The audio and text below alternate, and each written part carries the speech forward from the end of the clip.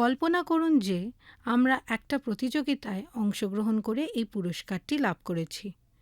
প্রতিদিন সকালে ব্যাংক থেকে আমাদের ব্যবহার করার জন্য আমাদের অ্যাকাউন্টে ৮৬,৪০০ টাকা জমা পড়বে। কিন্তু যে কোনো প্রতিযোগিতার মতনই এই পুরস্কারটিও শর্ত সাপেক্ষ।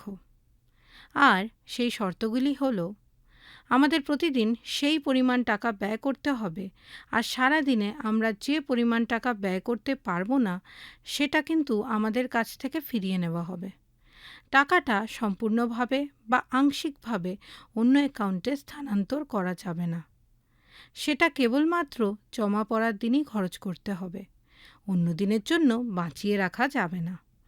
প্রতিদিন সকালে ব্যাংক আমাদের অ্যাকাউন্টে নিয়ম করে সেই দিনের জন্য ৮৬,৪০০ টাকা জমা দেবে। ১ পয়সা কমও নয়, আবার বেশিও নয়। ব্যাংক এই পুরস্কারটা কোনো সতর্কতা ছাড়াই বন্ধ করে দিতে পারে।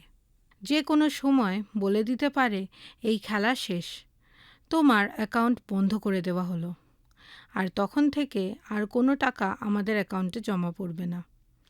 আমরা এমনই শর্ত সাপেক্ষ পুরস্কার পেলে কি করব? আমরা তখন আমাদের ইচ্ছামতো সব কিছু কিনতে শুরু করে দেব, ঠিক কি না? সেই কেনাকাটা কেবল আমাদের নিজেদের জন্য করব তা নয়, আমরা আমাদের সমস্ত প্রিয়জন, যাদের জন্য আমরা চিন্তা ভাবনা করি, সবার জন্যই কিনব।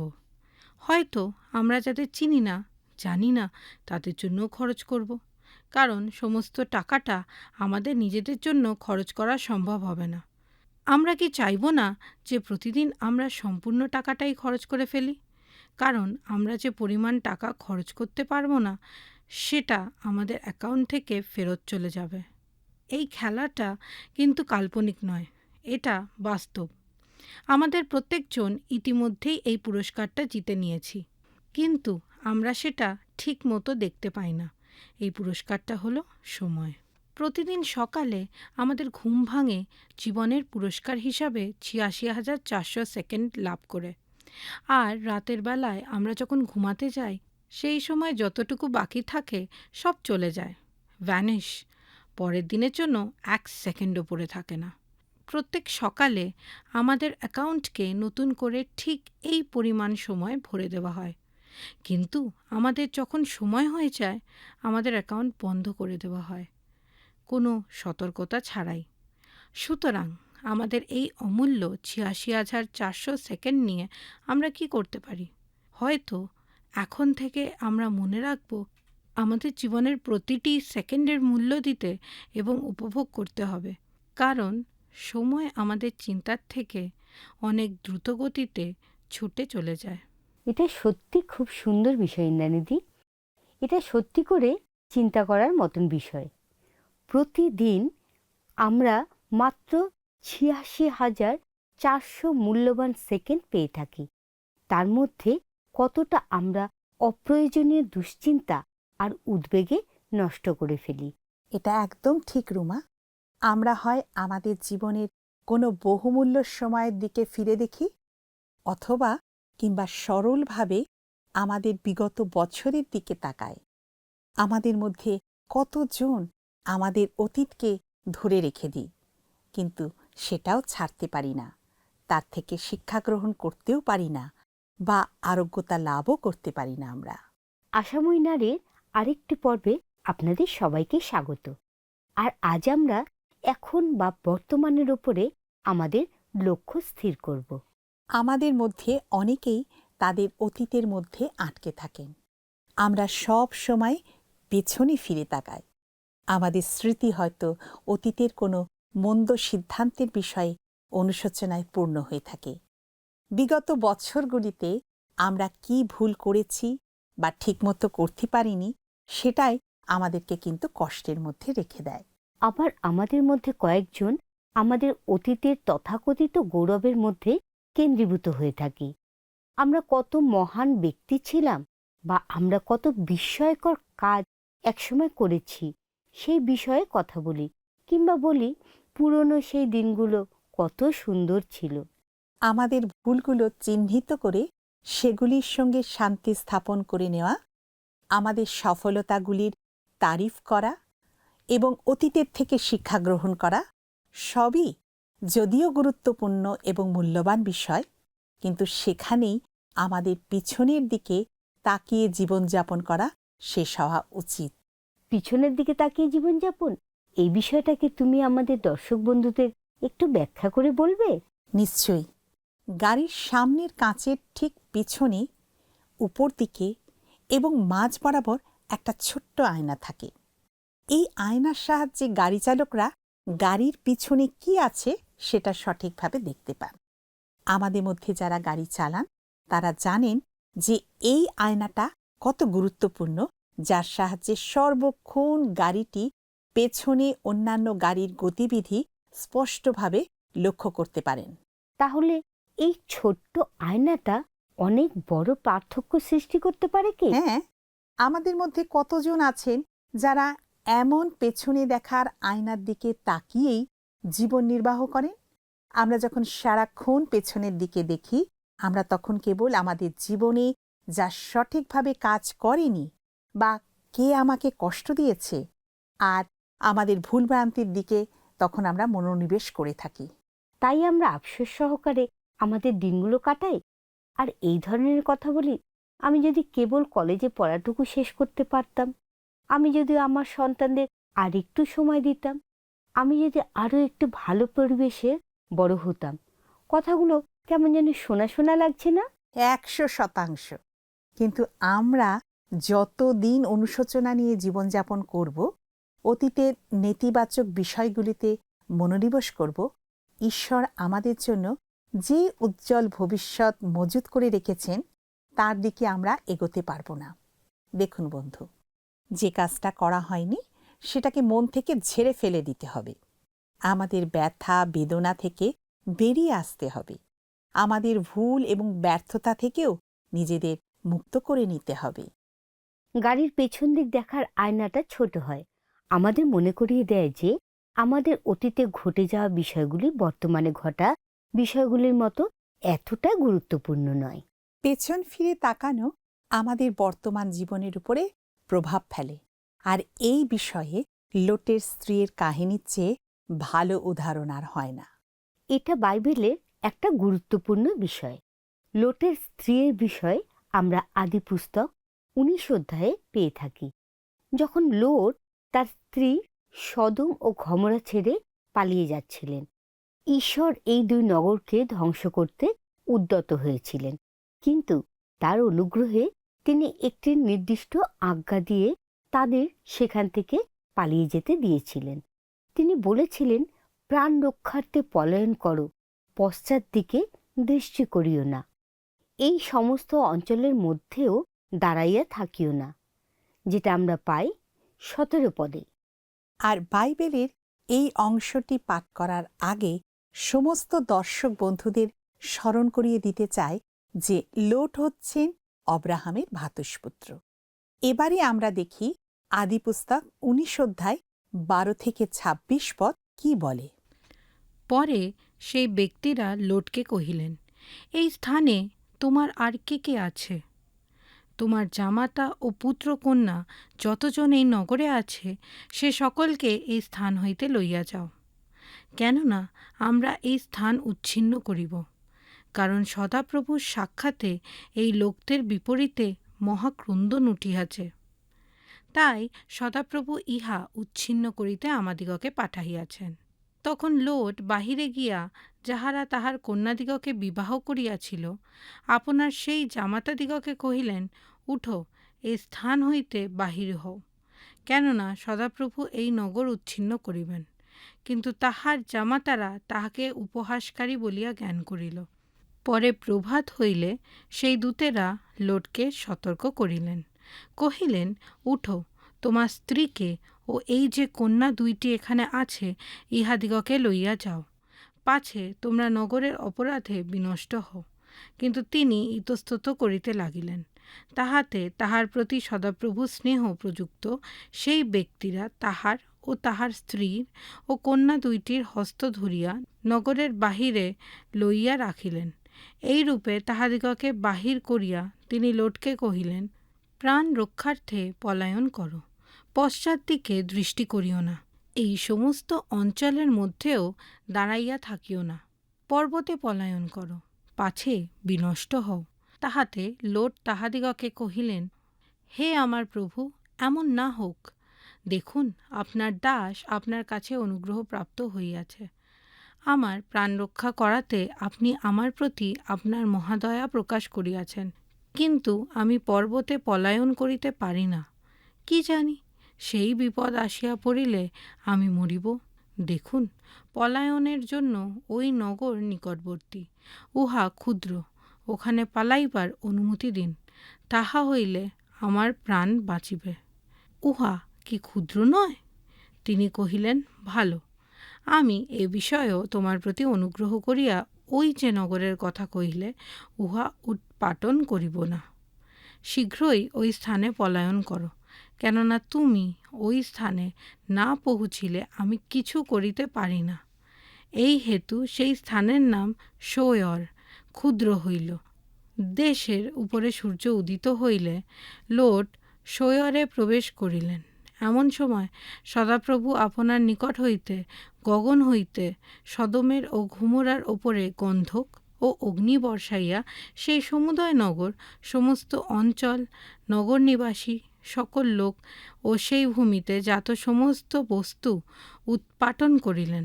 আর লোটের স্ত্রী তাহার পশ্চাৎ দিকে দৃষ্টি করিল, আর লবণস্তম্ভ হইয়া গেল।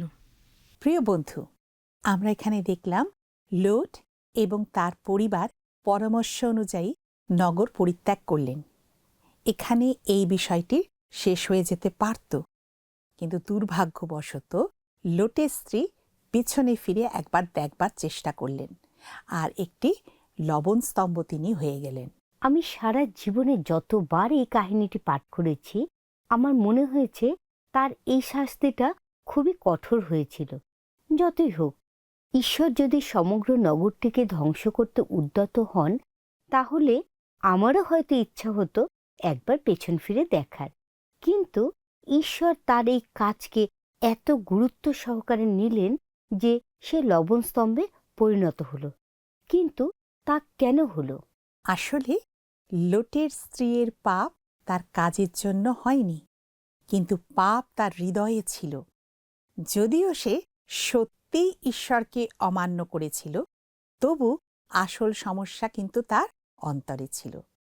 সে যে নগরকে ছেড়ে আসছিল তার প্রতি কিন্তু তার একটা আকর্ষণ ছিল। আর আমরা যারা কোনো সময়ে আমাদের বাড়িঘর ছেড়ে দিয়েছি, তারা এটা ঠিক বুঝতে পারবে। কিন্তু সদম ও গমোরা কোনো সাধারণ নগর ছিল না। এটা এমন একটা অঞ্চল ছিল যেখানে সর্বত্র পাপ বিরাজ করত। প্রিয় বন্ধু, আসলে ঈশ্বর তাকে নতুনভাবে তৈরি করতে চেয়েছিলেন, কিন্তু সে তার পুরনো জীবনটাই বেশি পছন্দ করত। এটা একদম ঠিক রুমা। এটা এমন একটা প্রলোভন যার মোকাবিলা আমাদের সবাইকেই করতে হয়। ঈশ্বর আমাদের যা ছেড়ে দিতে বলেছেন সেটার প্রতি আকৃষ্ট হয়ে থাকা। অতীত নিয়ে জীবনযাপন করলে সেটা বর্তমানকে মৃত্যুর দিকেই চালিত করে। আমরা যদি অতীতের কোনো ক্ষোভকে আঁকড়ে ধরে রাখি, তাহলে বর্তমানে সেটা একটা বন্ধুত্বের বাধাস্বরূপ হয়ে ওঠে। আমরা যদি আমাদের অতীতের কোনো অপরাধকে ধরে রাখি, তাহলে সেটা আমাদের বর্তমানের স্বাধীনতাকে ধ্বংস করে দেয়। আমরা যখন আমাদের অতীতের পাপকে ধরে রাখি, তখন সেটা আমাদের বর্তমানের সততাকে কলুষিত করে তোলে। লোটের স্ত্রী একটি লবণস্তম্ভে পরিবর্তিত হয়ে গেছিল, এই জন্য নয় যে ঈশ্বর মাত্রাতিরিক্ত বিচারপ্রবণ, কিন্তু আমরা যদি আমাদের অতীতকে আঁকড়ে ধরে রাখতে চাই, তাহলে এটাই ঘটে। অতীতে জীবনযাপন করার অর্থ হচ্ছে বর্তমানে নিশ্চিত মৃত্যু ঘটা। আমরা আমাদের অতীতের বিষয় কিছুই করতে পারি না, কিন্তু আমরা এখনকার জন্য কিছু করতে পারি। আমরা কোনো দুঃখ কষ্ট যা 20 মিনিট আগে পেয়ে থাকি বা 20 বছর আগে, আমাদের সেটা ভুলে গিয়ে এগিয়ে যেতে হবে। আমরা যদি আমাদের গতকালের নেতিবাচক বোঝাকে আজকে বহন করে নিয়ে আসি, তাহলে আমাদের ভবিষ্যৎ বিষময় হয়ে উঠবে। কিন্তু অতীতই যে কেবল সমস্যা সৃষ্টি করে তা নয়, আর একটা সমান ধ্বংসাত্মক প্রবণতা আছে। অনেক মানুষ ভবিষ্যতে জীবনযাপন করে। আমাদের মধ্যে কতজন এমন আছে যারা মনে করে যে আমরা একদিন করব, আর তারপর আমাদের এখন মুহূর্তটাই বাদ চলে যায়। শাস্ত্রের জ্ঞান আমাদের এখন সম্পর্কে কি শিক্ষা দেয়? ঈশ্বর আমাদের আহ্বান করে যাতে আমরা এখনের ওপরেই বেশি মনোযোগ দিই। ইন্টারেস্টিং বিষয় হলো, এখন কথাটা নূতন নিয়মে ৩৬৫ বার ব্যবহার করা হয়েছে। মহিলা হিসাবে আমরা প্রায় কোনো সময়ে বর্তমান নিয়ে চিন্তা করি না বা সেই বিষয়ে মনোযোগও দিই না। আর এখানেই মননশীলতার বিষয়টা কিন্তু এসে যায়।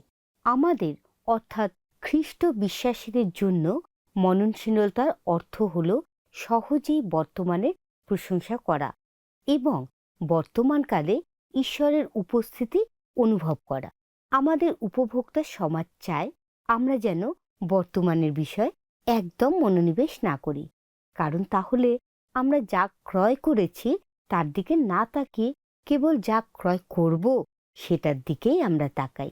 কিন্তু বন্ধু, ঈশ্বর চান আমরা যেন বর্তমানে বাস করি, আমাদের প্রিয়জনদের মাঝে উপস্থিত থাকি, আমাদের নিজেদের কাছে এবং ঈশ্বরের কাছে উপস্থিত থাকি। আর তার কারণ হলো, আমরা যখন বর্তমান সময়ে উপস্থিত থাকি তখন আশ্চর্যজনক ঘটনা ঘটতে পারে। আমরা আমাদের প্রিয়জনদের ভালোভাবে জানতে পারি, আমরা আমাদের নিজেদেরকেও জানতে পারি, আর আমরা ঈশ্বরকেও জানতে পারি। ঈশ্বরের উপস্থিতি অনুভব করি, তার রব শুনি, তার কাজগুলি দেখতে পাই। ঈশ্বর যে আমাদের জীবনকে চালনা করছেন সেটা লক্ষ্য করি। আমরা এই সমস্ত কিছু থেকে বঞ্চিত হই যখন আমরা সম্পূর্ণভাবে বর্তমান সময়ে উপস্থিত থাকি না। দেখুন বন্ধু, আর একটা বিষয় হলো যে আমরা যখন সম্পূর্ণভাবে বর্তমানে থাকি, আমরা অনেক সময়ে আরও বেশি করে শান্তি অনুভব করি। অতীত বা ভবিষ্যতে জীবনযাপন করলে বেশিরভাগ সময়ে আমরা উদ্বেগ ও বিশৃঙ্খলা বোধ করি। কিন্তু আমরা যখন নিজেদেরকে এই মুহূর্তের মধ্যে দিয়ে থাকতে দিই, তখন ঈশ্বরের শান্তি আমাদের মধ্যে আরও ভালোভাবে প্রবেশ করতে দিতে পারি। আর ঠিক এই কথাই প্রভু যীশু যোহন তার 14 অধ্যায়ে 27 পদে বলেছেন, কি? শান্তি আমি তোমাদের কাছে রাখিয়া যাইতেছি, আমারই শান্তি তোমাদিগকে দান করিতেছি। জগৎ যেরূপ দান করে আমি সেরূপ দান করি না। আর তোমাদের হৃদয় উদ্বিগ্ন না হোক, ভীতও না হোক। আমাদের জগৎ আমাদের শান্তি দেয় না, প্রভু যিশুই দেন। আর আমরা যখন এখনে থাকি তখন আমরা সেই শান্তির অভিজ্ঞতা লাভ করি। দেখো রুমা, মহিলা হিসাবে আমরা গর্ব অনুভব করি যে আমরা অনায়াসেই একই সাথে অনেকগুলো কাজ করতে পারি।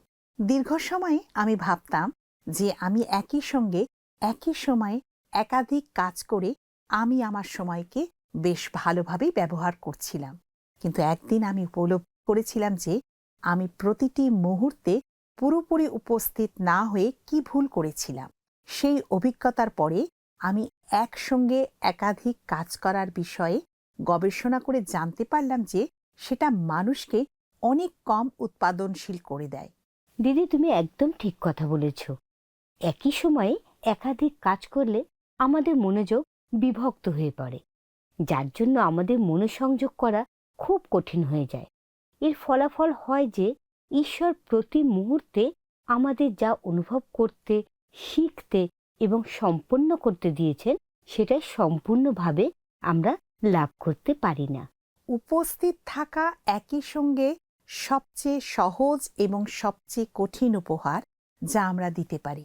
এটা সহজ কারণ তার জন্য আমাদের কোনো মূল্য দিতে হয় না, আর তার জন্য কোনো পরিকল্পনা, কোনো অভিজ্ঞতা বা প্রতিভার প্রয়োজন হয় না। জানেন বন্ধু, এটা কঠিন এই জন্য যে এটা করতে আমাদের বিষয়সূচিতে থাকা অন্য সব কিছু আমাদের বন্ধ করে দিতে হয়। আধুনিক মায়েদের পক্ষে এটা হচ্ছে জগতের সবচেয়ে কঠিন কাজ।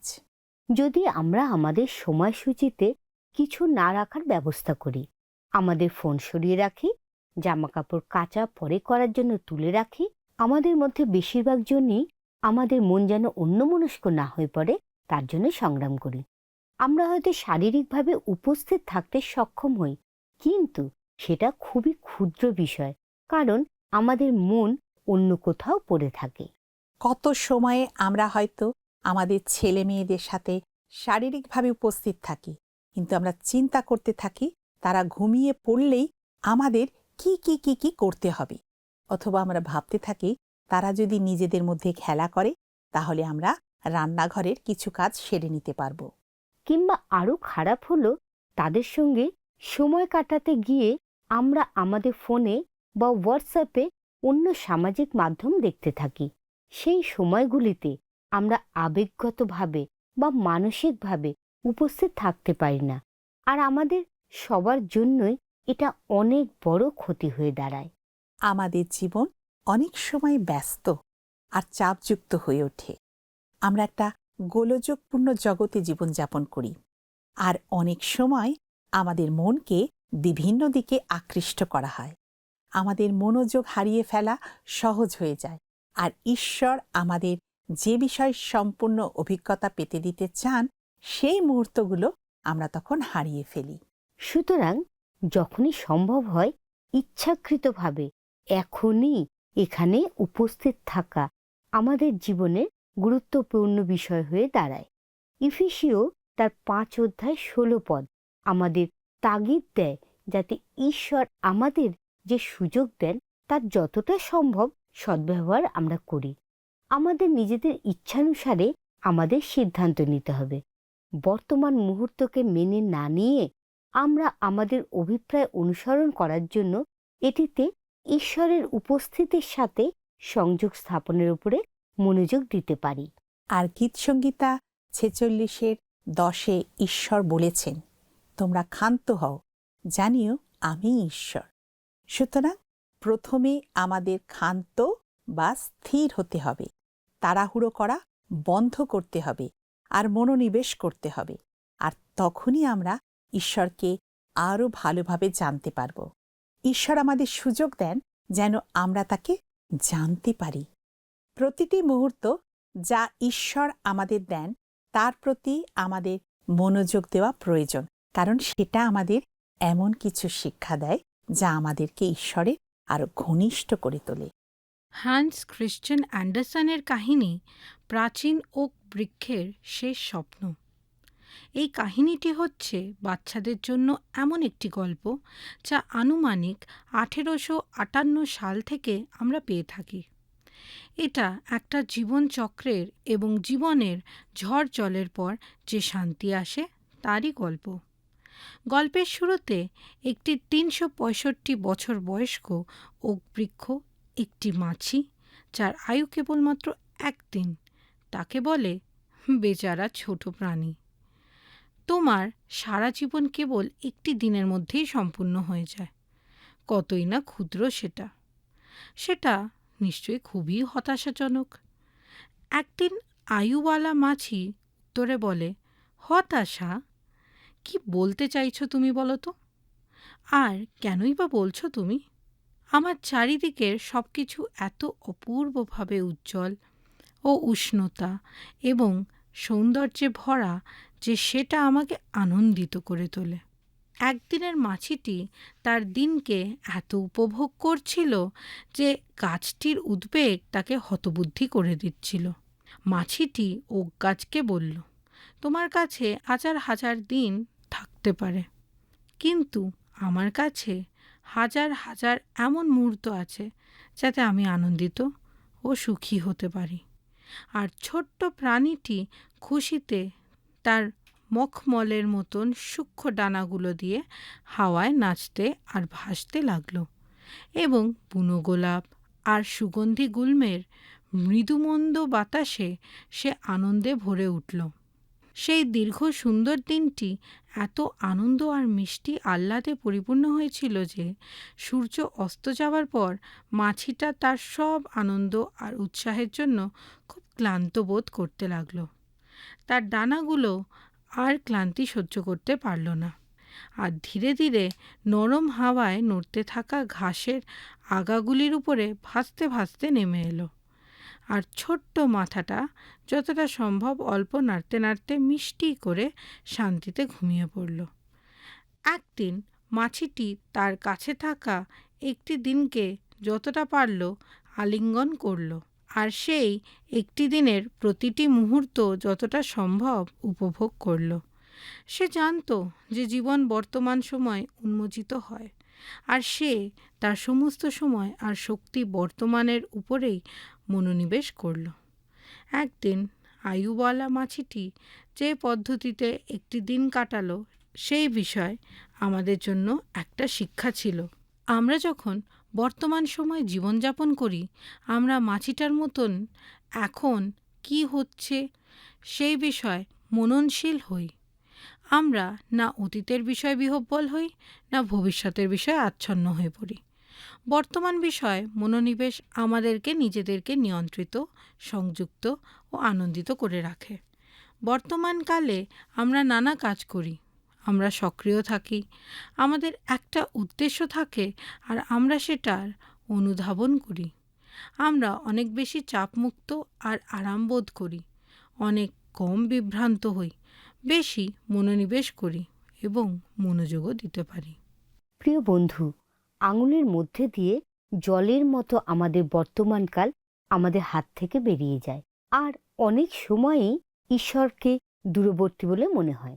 কিন্তু এটা এমন যে হতেই হবে তা কিন্তু নয়।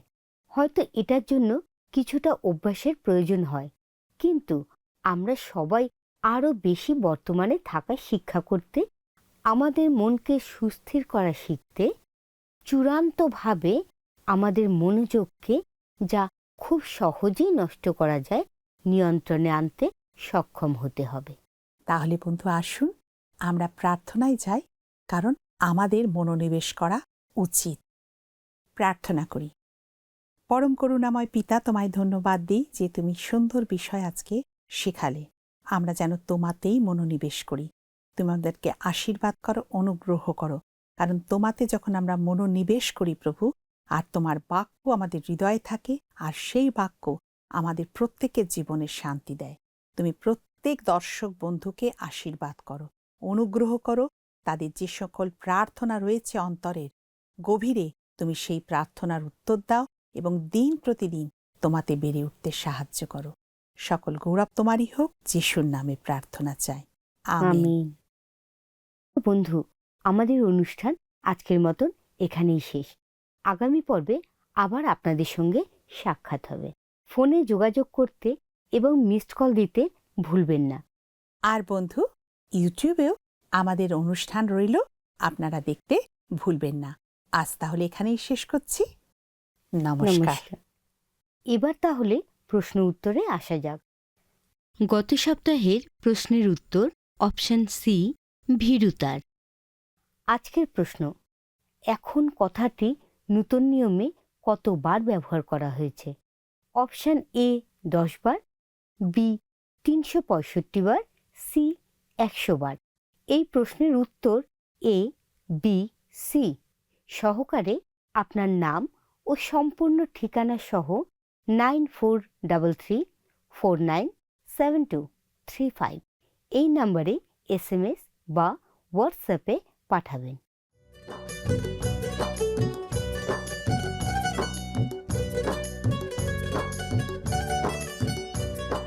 খ্রিস্ট নামে মন রাঙালি মনের মরণ হয়, সেই মনেতে উজ্জ্বল হবে, সেই মনেতে উজ্জ্বল হবে খ্রিস্ট পরিচয়, খ্রিস্ট পরিচয়। খ্রিস্ট নামে মন রাঙালি, খ্রিস্ট নামে মন রাঙালি, খ্রিস্ট নামে মন রাঙালি মনের মরণ হয়, সেই মনেতে উজ্জ্বল হবে, সেই মনেতে উজ্জ্বল হবে খ্রিস্ট পরিচয়। আমাদের গত সপ্তাহের বিজয়ী দর্শক বন্ধু হলেন সুদীপ্তা শ, পশ্চিম বর্ধমান থেকে।